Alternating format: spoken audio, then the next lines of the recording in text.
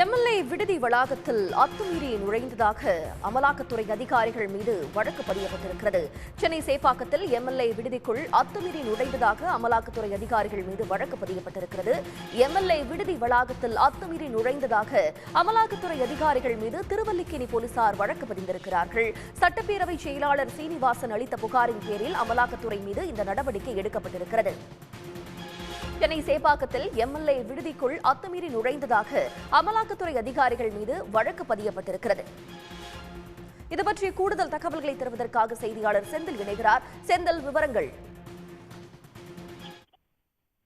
Chennai Chepauk MLA அலுவலக வளாகத்தில் அத்துமீறி நுழைந்ததாக அமலாக்கத்துறை அதிகாரிகள் மீது திருவல்லிக்கேணி போலீசார் வழக்கு பதிவு செய்துள்ளனர்.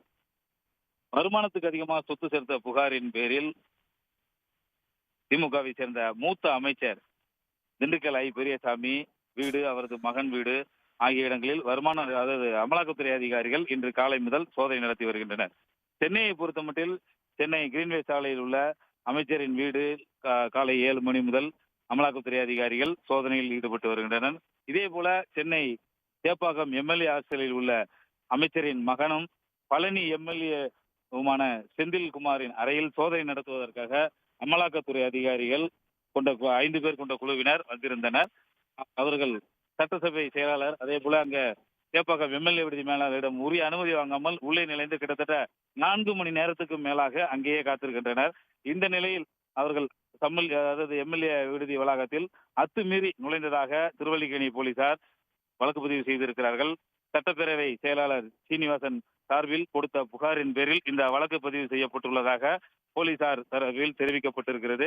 அமலாக்கத்துறை அதிகாரிகளை பொறுத்தமட்டில் செந்தில்குமாரின் அறை, அதாவது சேப்பாக்கம் எம்எல்ஏ விடுதி வளாகத்தில் உள்ள ஏ பிளாக்கில் உள்ள அவரது அறையை திறக்க வேண்டும் என கூறி சட்டசபை செயலாளர் அலுவலகம், அதாவது சேப்பாக்கம் எம்எல்ஏ அலுவலகத்திலே இருக்கிறது.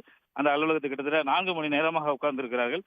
இந்த நிலையில் எந்தவித முன்னறிவிப்பும் இன்றி உள்ளாரே வந்து அங்கே மக்கள் பிரதிநிதிகள் இருக்கக்கூடிய இடத்துக்கு உள்ளே அத்துமீறி நுழைந்ததால் அவர்கள் மீது, அமலாக்கத்துறை அதிகாரிகள் மீது இந்த வழக்கை பதிவு செய்திருப்பதாக திருவல்லிக்கேணி போலீசார் தெரிவித்திருக்கின்றனர்.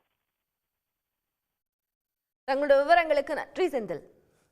உடனுக்குடன் செய்திகளை தெரிந்து கொள்ள சன் நியூஸ் பெல் ஐகானை கிளிக் பண்ணுங்க.